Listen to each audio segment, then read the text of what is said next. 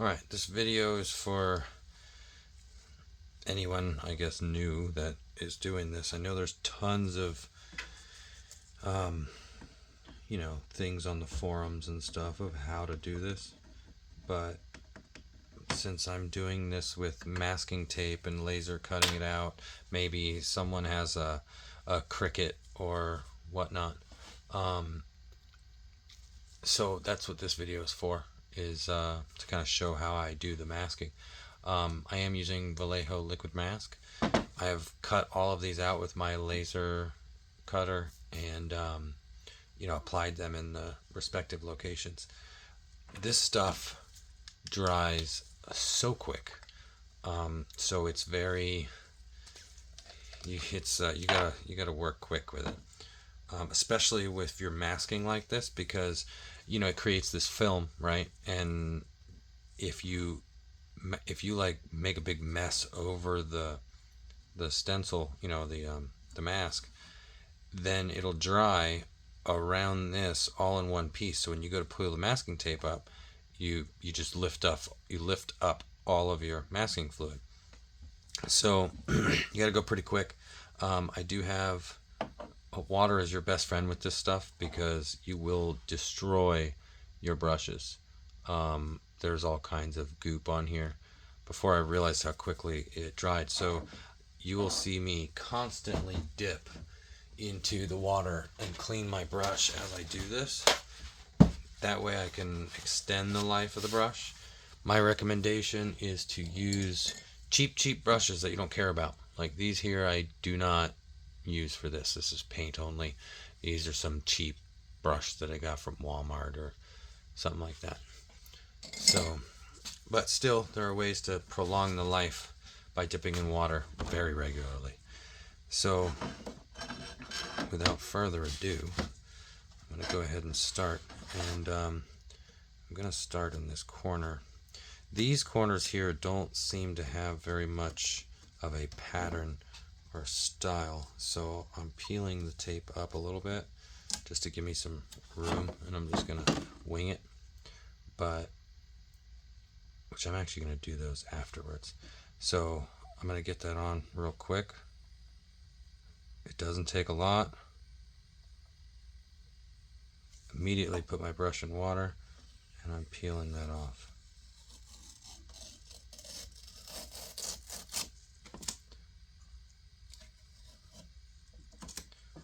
And so there's my shapes.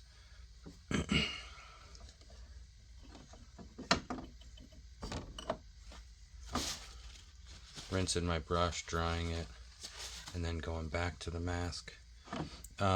It pays to be thoughtful when you prepare to do this and kind of know what your plan is for every one of these masks. Sometimes the mask overlaps, so you want to take care of the ones above first.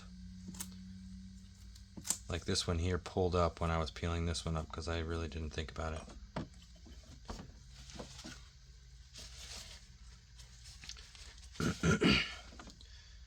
So I'm gonna target this guy, right, this mask right here. And another thing that I did was I'll fold over the tape on the mask so it gives me kind of like a tail to pull from quickly without having to pull up a piece with like the razor knife or something to give me an edge. So I kind of like pre-prep where I'm gonna pull. But if you do it pretty quickly, they turn out very well. Another thing that I noticed was that, like, if you use masking tape, sometimes you'll get a bleed, right? Whether you're painting or using this stuff, you'll get a bleed where it'll go underneath your stencil, your template.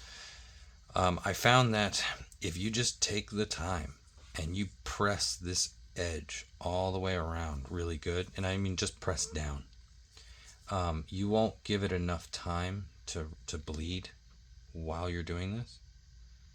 Another thing I do is I don't want to overlap the edge too much, just in case something dries a little quicker than you expected, and it won't pull up your shape. and it'll keep your shape. This stuff will keep your shape. I haven't tried anything else, but so far it doesn't run very much at all. I don't know if they're all like that. I don't know how it works. Maybe because of the way how quickly it dries. But I do like, because it doesn't run very much, and it has this weird ability to, utilize, what is it, physics with water retention, how water retention works, or surface tension rather, excuse me. If I have let's say I have paint already, and I have an area that I have already masked prior, and I've already painted, and I've already removed the mask.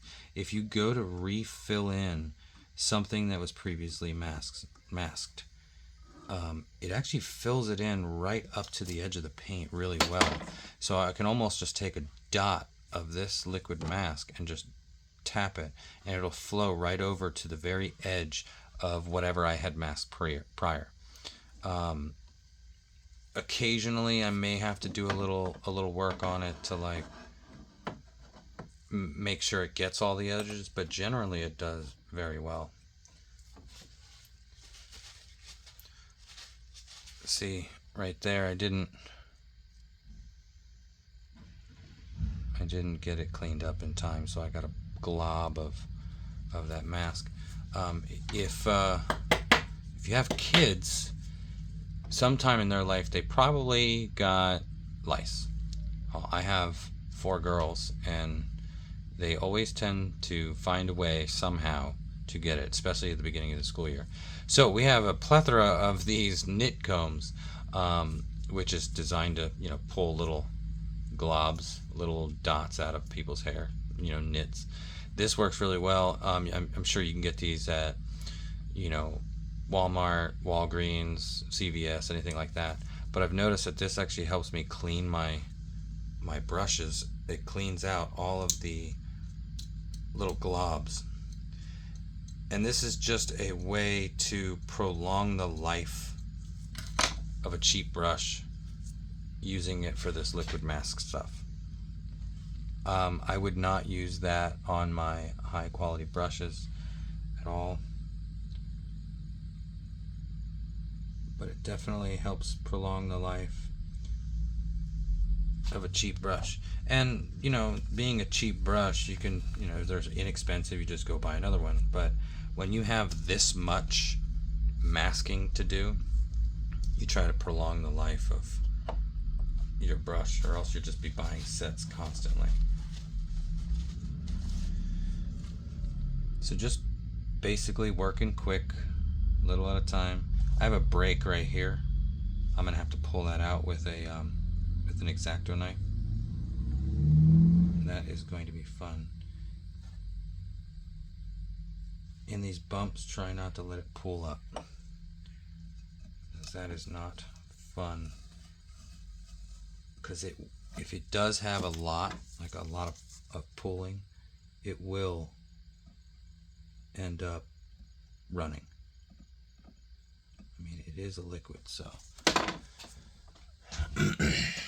And if you are going to do it this way with a stencil like this, like a masking stencil, tweezers are your best friend to get some of these really tiny ones out. Oh, come on. So on the abdomen panel that I did, with this amount of craziness here, there were some sections of the masking tape that were separated, that were still stuck to this whenever I masked this. And this stressed me out the most, because I had to put a lot of liquid mask over my stencil that I had created, and then peel it all off, and then get it off as fast as possible, so that I wouldn't lift off any of the masking fluid, because it dries so quickly. And the tweezers really were a lifesaver for doing that area there. But we are looking good so far. I'm doing the last little bits over here, and then there's some corners that are so minute. I didn't even bother making stencils for them.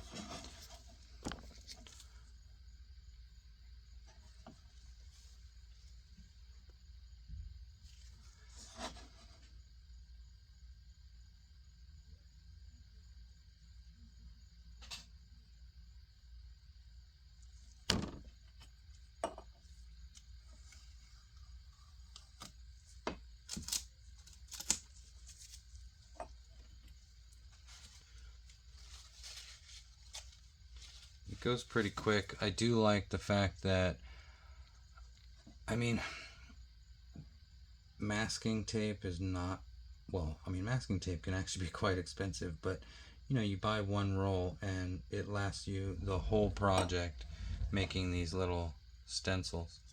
But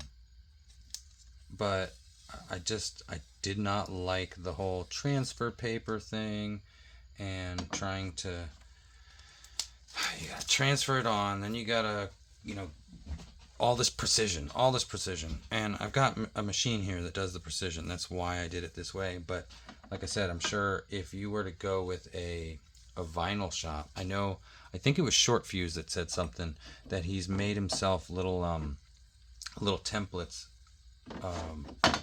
or masks for like the kill markers on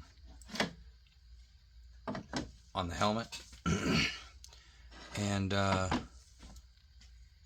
if you get like a sign shop, you know, a sign shop or a t-shirt shop, a place that has the ability to make the like vinyl signs and vinyl stickers, you could actually print up, give them your stencils, whatever stencil you're using, and they could cut it out for you. And then from there, you can lay these stencils on your templates, lay them on, and do this very same thing without having a laser cutter like I have. And I thought about, it all depends on how much action, you know, the dented helmet gets anymore. But I thought about maybe making them, because they sell 8.5 by 11 sheets of masking. It's like it's masking paper, masking tape, and cutting out the stencils, you know, Raffle Fett's stencils, and maybe providing those to whoever needs them if they're going to tackle this. Oh, there was one more I missed. One more that I missed.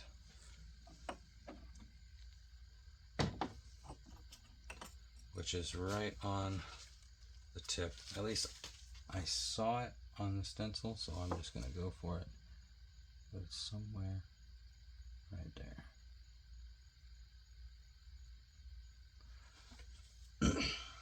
So yeah, that's how I have been masking all of my damages. It's pretty quick too. I was able to do that real fast.